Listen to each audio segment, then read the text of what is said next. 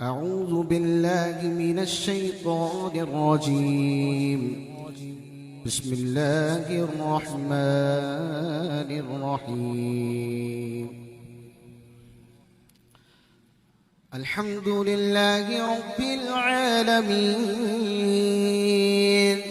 الرحمن الرحيم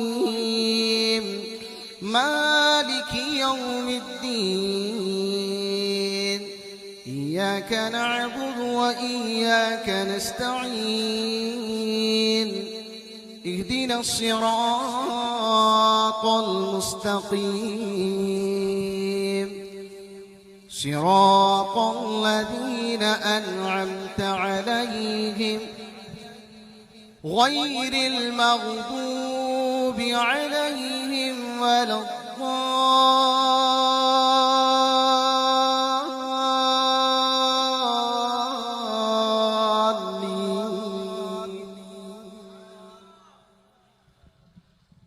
الحمد لله رب العالمين الرحمن الرحيم مالك يوم الدين إياك نعبد وإياك نستعين اهدنا الصراط المستقيم صراط الذين أنعمت عليهم غير المغضوب عليهم ولا الضالين.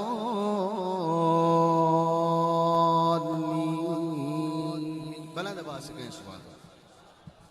آپ کو پتہ ہے آپ قرآن مجید پڑھا کریں، آپ اتنی دیر سے بیٹھ کے سن رہے ہیں، آپ کو کچھ خبر بھی ہمارے جو قرہ حضرات ہیں اتنا اسٹمنا لگا کے طاقت لگا کر اور اپنا ٹیلنٹ دکھا کر جوش اور قوت دکھا کر آپ کے سامنے تلاوت قرآن مجید کیا. لیکن میں آپ کو ایک شریعت کا مسئلہ بتاؤں کہ قرآن پڑھنا لوگ پڑھتے بھی ہیں اور سنتے بھی ہیں، تو پڑھنا افضل ہے یا سننا افضل ہے؟ اتنے دیر سے جو قرہ حضرات محنت کر رہے تھے اور آپ سامعین سن رہے تھے، دونوں میں سے افضل کون ہے؟ دونوں میں سے افضل کون ہے؟ دونوں میں سے افضل، قاری سے زیادہ جو افضل ہے وہ سامع ہے، سننے والا. اس کی وجہ کیا ہے؟ وجہ یہ ہے کہ قرات کرنا مستحب اور سنت ہے جبکہ قرآن کو سننا واجب ہے. تو اس لیے اب تک آپ افضلیت کے مقام پر فائز ہیں. آپ قرآن کو سن رہے تھے. عبداللہ ابن مسعود رضی اللہ تعالیٰ عنہ فرماتے ہیں کہ جب کوئی قرآن مجید پڑھتا ہے تو اللہ کریم ایک ایک حرف کے بدلے میں اسے 10 نیکیاں عطا کرتا ہے. کتنی نیکی؟ 10 نیکی عطا کرتا ہے. اور پھر خود کہتے ہیں میں یہ نہیں کہتا الف لام میم یہ ایک لفظ ہے، کہتے نہیں، الف الگ، لام الگ اور میم الگ. یعنی اگر کوئی الف لام میم ہی کہہ دیتا ہے اللہ کریم اس کے نام اعمال میں 30 نیکیاں لکھ دیتا ہے. 30 نیکیاں. ابھی دیکھیں قاری اعجاز طاری صاحب، انہوں نے 2 سے 3 مرتبہ سورہ فاتحہ کی تلاوت کی، میں نے 2 مرتبہ. آپ کو پتہ ہے آپ دن بھر کام کرتے ہیں، رات میں جا کے جب دکان سے اٹھتے ہیں جتنے کاروباری حضرات ہیں وہ حساب لگاتے ہیں آج کتنا نفع ہوا اور کتنا نقصان ہوا. ابھی آپ نے گھر میں جا کے حساب بھی لگانا ہے. میں لائیو سن رہا تھا، پہلے قاری صاحب جو ہے سورہ بقرہ سے تلاوت کر رہے تھے وَعِيدْنَا إِلَىٰ إِبْرَاهِيمَ. اس کے علاوہ جو ہے قاری شفقت صاحب انہوں نے سورہ انفطار سے یا ایھا الانسان ما غرک بربک الکریم. قاری اعجاز صاحب نے 24ویں سپارہ سے تلاوت کی. اسی طریقے سے دیگر قاری صاحب جو ہے تلاوت کر رہے تھے. آپ گھر جائیں اور جا کر حساب لگائیں. قاری اعجاز صاحب نے 2 سے 3 مرتبہ سورہ فاتحہ پڑھی اور میں نے بھی 2 دفعہ پڑھی. آپ حساب لگائیے گا. ابھی میں بیٹھ کر حروف کو حساب لگا رہا تھا. 123 حرف ہے سورہ فاتحہ کے اندر. کتنے؟ 123. اور 123 کو اگر آپ 10 سے ضرب دیں گے تو 1230 نیکی ایک مرتبہ سورہ فاتحہ سننے اور پڑھنے پر اللہ کریم عطا کرتا ہے. 1230 نیکی ان کو بھی ملی، آپ کو ملی. قیامت کے دن لوگ ایک ایک نیکی کے لیے جہاں وہاں بھاگیں گے. اور قرہ حضرات نہ جانے بیچ میں کتنی مرتبہ بسم اللہ الرحمن الرحیم پڑھا. بسم اللہ الرحمن الرحیم. آپ کو پتہ ہے جب کوئی بسم اللہ الرحمن الرحیم صرف پڑھتا ہے اللہ کریم اس کو 190 نیکی عطا کر دیتا ہے.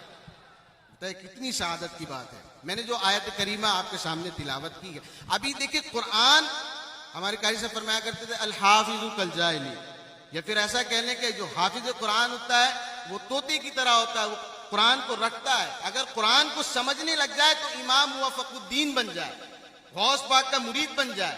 اور اتنا بڑا عالم دین حملیوں کا, وہ کہتے ہیں نماز کی حالت میں کھڑے وہ گر گئے, ان کو اٹھایا گیا, حضرت آپ کیوں گر گئے؟ ہمارے لوگ بھی نماز میں گر جاتے ہیں. ان سے پوچھا جائے آپ کیوں گئے؟ کہتے بلڈ پریشر لو ہو گیا, بلڈ پریشر ہائی ہو گیا, اسٹمنا کم ہو گیا. ہمارے لوگ تو بلڈ پریشر کی وجہ کر گرتے ہیں. پہلے کے جو بزرگان دین تھے بلڈ پریشر کی وجہ کر نہیں, خوف خدا سے گر جایا کرتے تھے. وہ جب اٹھے ان سے پوچھا گیا آپ گرے کیوں؟ کہا کہ قاری قرآن نے تلاوت کی وَلَا تَرْكَنُوا إِلَى الَّذِينَ ظَلَمُوا فَتَمَسَّكُمُ النَّارُ, اور تم نہ جھکو ان لوگوں کی طرف جنہوں نے ظلم کیا, تم کو آنکھ چھو لے گی جہنم کی. تو کہا اس میں گرنے والی کون سی بات تھی؟ کہا یہ تو ان لوگوں کا حال ہے جن کے دل ظالموں کی طرف جھکتے ہیں, جو خود ظالم ہو, اللہ کریم جہنم کے کون سے طبقے میں اس کو ڈالے گا. کہا یہ آیت سن کر جو ہے میں بڑا جو ہے خوف خدا مجھ پر طاری ہو گیا. آج تو قوالی کا بھی اگر پروگرام ہو نا تو ڈھولک کی دھاپ پر انسان کو وجد آتا ہے, قرآن اور حدیث سننے کے بعد نہیں آتا. حالانکہ اصل چیز قرآن اور حدیث ہی ہے. جنید بغدادی جب سری سختی کے پاس پہنچے تھے کہ ایک شخص پڑا ہوا ہے, کہا اس کو کیا ہوا؟ کہا قرآن کی تلاوت ہو رہی تھی, گر گیا سن کے. کہا اس کو اٹھاؤ, کوئی نسخہ کیسے؟ کہا نہیں آپ نہیں, میں اٹھا دیتا ہوں. جنید بغدادی نے کہا میں اٹھا دیتا ہوں. کہا تم کیسے اٹھاؤ گے, تم تو ابھی آئے. کہا رکے, آیت کون سی تلاوت کی گئی تھی؟ کہا یہ والی تلاوت کی گئی. کہا کہ وہی آیت دوبارہ پڑھو. اسی آیت کو دوبارہ پڑھا گیا, وہ بندہ اٹھ کے کھڑا ہو گیا. سری سکتی کہتے واہ جنید بغدادی بڑا اچھا نسخہ ہے, بندے کو اٹھا دیا. تمہیں کیسے پتا چلا؟ کہا کہ مجھے ایسے پتا چلا کہ جب جناب یوسف کی قمیض ان کے والد نے دیکھی تو بینائی چلے گئی, اور جب وہی قمیض واپس آئے تو اللہ کریم نے بینائی عطا کر دی. میں نے یہاں سے استدلال کیا ہے, وہاں سے استدلال کیا. آج میرا دل بڑا خوش ہوا, آج قرات کے نام پر لوگ جمع ہوئے. آپ بتائیں, ایمان سے بتائیں, آج سے پہلے آپ نے ایسی محفل دیکھی تھی؟ آپ نے دیکھی تھی؟ میں اس علاقے کا رہنے والا ہوں, میں انی شاہد ہوں. میں تو کہہ سکتا ہوں یہ وہ چورنگی ہے جہاں جشن آزادی کے نام پر کنجریوں کو نچایا جاتا تھا. یہ وہ چورنگی ہے. اللہ نے فرمایا ادعو الی سبیل ربک بالحکمۃ والموعظۃ الحسنہ, اللہ کے راستے کی طرف جو ہے حکمت کے ساتھ اور اچھی گفتگو کے ساتھ بلاؤ. آج امام صاحب نے نہ جانے کتنی تدبیر کر کے محفل قرات کے نام پر کبھی آپ کو جمع کرتے ہیں, یوم امام اعظم کے نام پر جمع کرتے ہیں, کبھی 14 اگست کے نام پر جمع کرتے ہیں, نہ جانے کتنی تدبیریں کرتے ہیں, آپ کو جمع کرتے ہیں. آج میں فجر میں پہنچا, 14 کے ایک بندے کو دیکھا, میرا اتنا دل خوش ہوا, میں نام نہیں لیتا. میں نے اپنے بھانجے کو کہا بیٹھا ہے کہ بھی یہاں پر, میں نے کہا یار یہ بندہ ماشاءاللہ نماز پڑھنے آیا, دل میرا بڑا خوش ہوا. تو میرے بھانجے نے ایک الفاظ کہا یہ سب کچھ امام صاحب کی محنت ہے. بلند آواز سے کہیں نا سبحان اللہ. تو الحمدللہ تبدیلی آ رہی, یہی حقیقی تبدیلی ہے. اور الحمدللہ پنجتن کی نسبت سے 5 سال مکمل ہو گئے بزم اصلاح معاذ. کسی چیز کا افتتاح کرنا بہت آسان ہے, اس کو لے کے چلنا بہت مشکل ہے. استقامت کے ساتھ یہ لوگ چل رہے ہیں. اللہ کریم ان کو برکتیں عطا فرمائے. امام صاحب اپنی شفقتوں کے ساتھ اور تدبیر کے ساتھ بنا کسی غرض کے, اور ان لوگوں کو دیکھا دیکھی میں نے بھی بزم بنائی اور ہمارا بھی بزم چل رہا ہے. اور امام صاحب جس راستے سے گزر رہے ہیں میں تو اب اس سے گزر رہا ہوں, یہ تو گزر چکے. اور مجھے پتا ہے کہ بنا کسی غرض کے دین کا کام کرنا کتنی مشکلات کا سامنا کرنا پڑتا ہے. آپ کو پتا ہے جب اتوار کو بزم ہوتا ہے ہمارا, کبھی کبھی آزمائش بھی جاتی, نکاح بھی آ جاتا ہے. 5000 کا نکاح چھوڑنا پڑتا ہے ایک بزم کے چکر میں, حالانکہ بزم سے کوئی لفافہ بھی نہیں ملتا. تو بزم کے چکر, یہ اخلاص ہے. آج جتنے ائمہ مساجد ہے, اگر وہ اپنے اپنے مورچے کو سنبھال لینا, اپنی اپنی مساجد کو سنبھال لے, یقین مانے ہر علاقے میں اسی طرح جو ہے آپ کو کامیابی نظر آئے گی.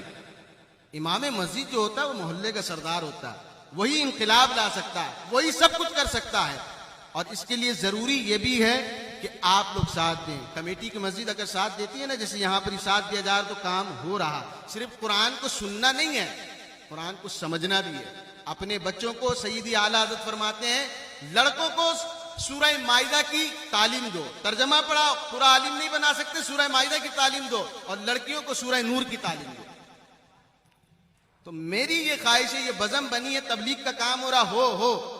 میں کمیٹی مسجد سے بھی کہوں گا کہ آپ لوگ بھی امام صاحب کے ہاتھ کو ذرا مضبوط کریں, امام صاحب بھی ذرا قدم بڑھائیں اور شفقت کریں.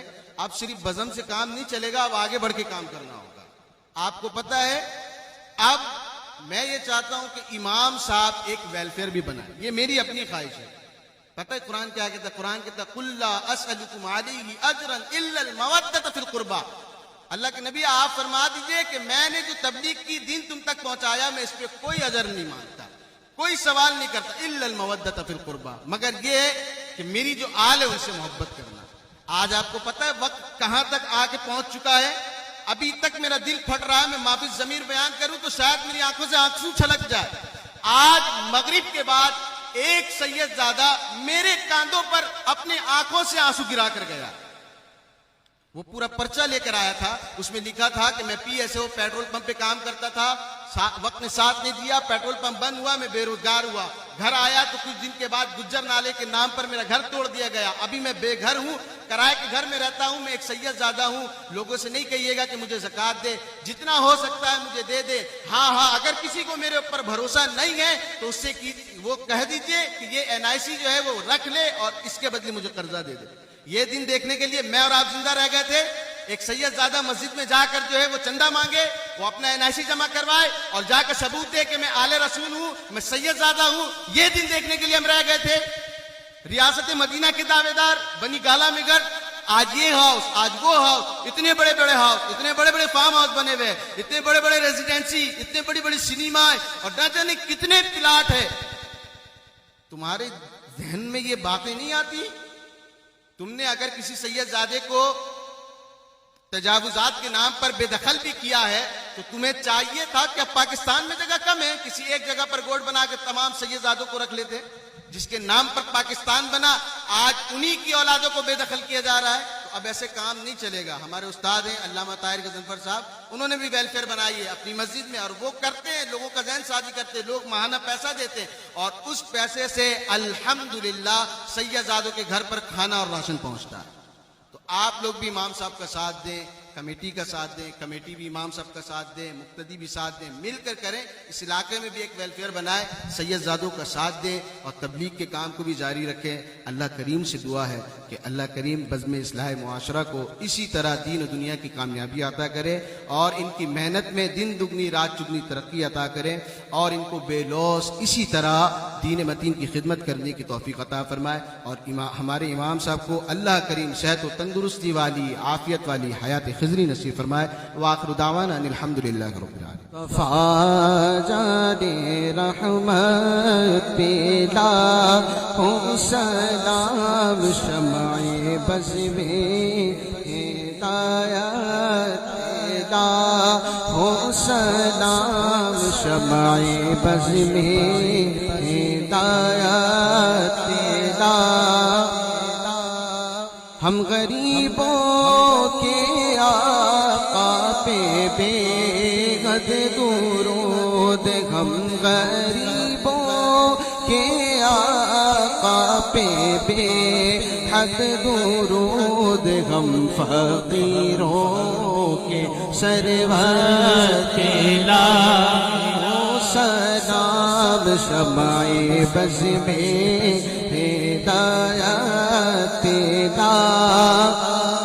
شافعی مالک احمد امام حنیف، شافعی مالک احمد امام حنیف، چارے بارے امامت پیدا او سلام شمع بز میں ہدایت پہ